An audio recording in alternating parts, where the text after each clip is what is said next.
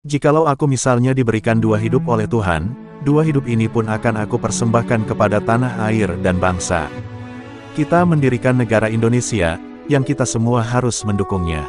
Semua buat semua, bukan Kristen buat Indonesia, bukan golongan Islam buat Indonesia, bukan Hadikusumo buat Indonesia, bukan Van Eck buat Indonesia, bukan Niti Semito yang kaya buat Indonesia, tetapi Indonesia buat Indonesia, semua buat semua. Hanya bangsa yang berani mengambil nasib dalam tangan sendiri, akan dapat berdiri dengan kuat. Aku lebih suka lukisan samudra yang gelombangnya menggebu-gebu daripada lukisan sawah yang adem ayem tentram. Berpedomanlah pada harapan dan ketetapan hati. Berpedomanlah pada cita-cita, berpedomanlah pada impian dan angan-angan. Jangan sekali-sekali meninggalkan sejarah. Orang tidak bisa mengabdi kepada Tuhan dengan tidak mengabdi kepada sesama manusia. Tuhan bersemayam di gubuknya si miskin.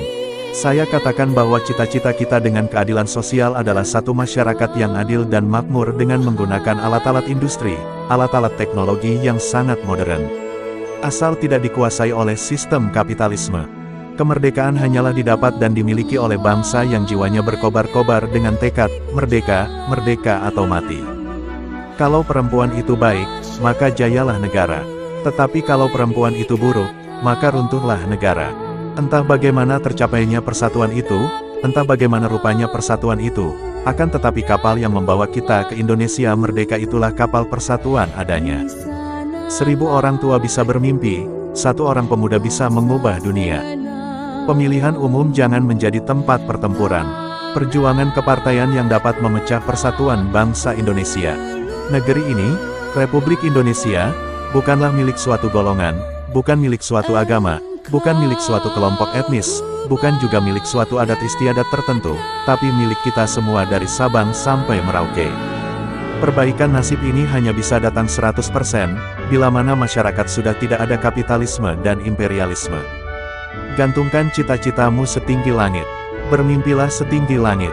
Jika engkau jatuh, engkau akan jatuh di antara bintang-bintang.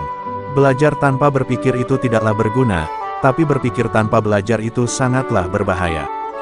Jika kita memiliki keinginan yang kuat dari dalam hati, maka seluruh alam semesta akan bahu-membahu mewujudkannya. Beri aku 1000 orang tua, niscaya akan kucabut Semeru dari akarnya. Beri aku 10 pemuda, niscaya akan kuguncangkan dunia. Itulah konsep nasionalisme yang didirikan Indonesia. Bukan orang Jawa, bukan orang Sumatera, bukan orang Kalimantan, Sulawesi, Bali atau lainnya, tapi orang Indonesia, yang bersama-sama menjadi fondasi satu kesatuan nasional.